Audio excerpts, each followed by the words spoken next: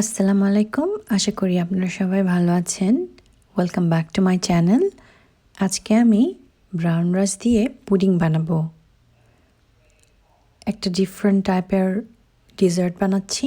আপনাদেরকে এখন দেখিয়ে দিচ্ছি কিভাবে এই পুডিংটা বানিয়েছি। এই পুডিংটার সাথে ফ্রুটস, যে কোনো ফ্রুট খেতে খুব ভালো লাগে। প্রথমে আমি ব্রাউন রাইস এরকম একটা প্যাকেট সুপারমার্কেট থেকে কিনে নিয়েছি। এখানে আমি আজকে জাস্ট হাফ কাপ পরিমাণ ব্রাউন রাইস ইউজ করছি। সেটা পানির মধ্যে একটু হালকা করে ধুয়ে নিয়ে রেখে দিয়েছি এবং আরেকটা পাতিলে গরম পানি করতে দিয়েছি। গরম পানিটা যখন একটু ফুটে উঠবে তখন ব্রাউন রাইসটা দিয়ে দিয়েছি। এর মধ্যে আধা চামচ সল্ট দিয়েছি এবং আধা চামচ ঘি দিয়েছি যাতে পানিটা ফুটতে খুব তাড়াতাড়ি হয়। কুকড হয়ে যাওয়ার পরে আমি একটা ছাঁকনির সাহায্যে রাইসটাকে ছেঁকে নিয়েছি এবং আরেকটা প্যানের মধ্যে ফুল ক্রিম মিল্ক এবং আধা চামচ ঘি দিয়ে দিলাম। মিল্কটা ফুটন্ত হওয়া পর্যন্ত ওয়েট করব। তারপর আমি ব্রাউন রাইসটা মিক্স করে দিচ্ছি মিল্কের সাথে। চামচ দিয়ে ভালোভাবে নাড়াচাড়া করে দিচ্ছি যাতে নিচে না লেগে যায়।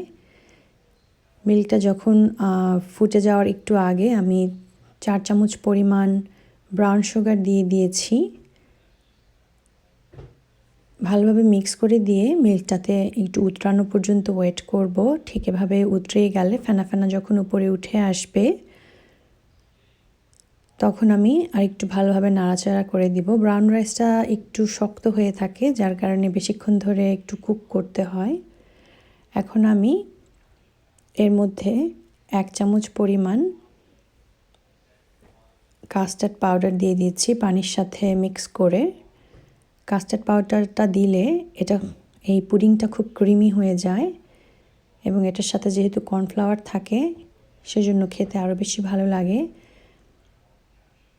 আমার পুডিংটা রেডি। আমি একটা বাটির মধ্যে সার্ভ করব। এটা ঠান্ডাও খাওয়া যেতে পারে, গরমও খাওয়া যেতে পারে। আমি কিছুক্ষণ ফ্রিজে রেখে দিয়েছিলাম। দেখতেই পাচ্ছেন খুব সুন্দর ক্রিমি এবং থিকেন একটা রাইস পুডিং হয়েছে। এবং এই পুডিংটার সাথে যদি ব্লুবেরি অথবা স্ট্রবেরি খাওয়া যায় মিক্স করে তাহলে ফ্লেভারটা আরও বেশি ভালো লাগে। আপনারা চাইলে বানানা, অ্যাপল যে কোনো ধরনের ফ্রুট ইউজ করতে পারেন। আমি জাস্ট একটা ডেকোরেশন করার জন্য একটা স্মাইলি শেপ করে নিচ্ছি। আশা করি ভিডিওটা দেখে আপনারা বাসায় ট্রাই করবেন এই রাইস পুডিংটা বানাতে। আর যদি ভালো লেগে থাকে প্লিজ কমেন্টস করে আমাকে জানাবেন।